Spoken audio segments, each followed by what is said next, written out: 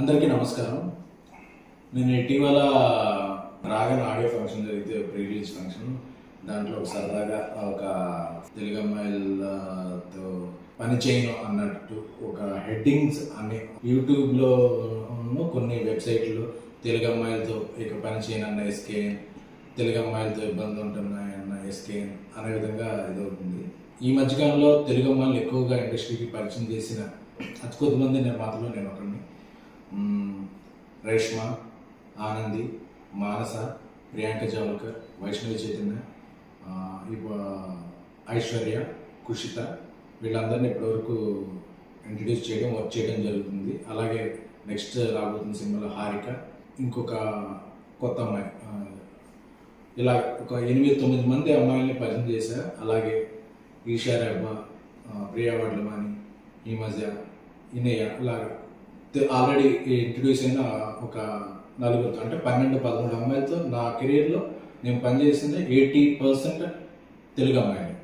So నేను target పెట్టుకున్నా, నేను తెలుగు జర్నలిస్ట్గా నా కెరీర్ స్టార్ట్ చేశాను కాబట్టి నేను అనుకున్న టార్గెట్ ఏంటంటే ఒక 25 మంది అమ్మాయిలు, వాళ్ళు వేరే ఫీల్డ్, హీరోయిన్గా, రైటర్గా, ఆర్ట్ డైరెక్టర్గా, ఎగ్జిక్యూటివ్ ప్రొడ్యూసర్గా, డైరెక్టర్గా కూడా నాకు తెలిసిన సర్కిల్ నుంచి 25 మంది తెలుగు అమ్మాయిని నా పరంగా ప్రోత్సహించాలి, ఎంకరేజ్ చేయాలని. అంటే మనం పరిచయం చేసిన వాళ్ళందరూ టాప్కి వెళ్ళిపోరు, అందరూ బాటంకి వెళ్ళిపోరు. బట్ మొదటి అవకాశం ఇవ్వడం అనేది ఒక ఇంపార్టెంట్. సో ఇప్పుడు నా నెక్స్ట్ 3 సినిమాలు తెలుగు అమ్మాయిలే. అందులో ఆర్ట్ డైరెక్టర్ తెలుగు అమ్మాయి, ఎగ్జిక్యూటివ్ ప్రొడ్యూసర్ తెలుగు అమ్మాయి, రైటర్ కూడా తెలుగు అమ్మాయి.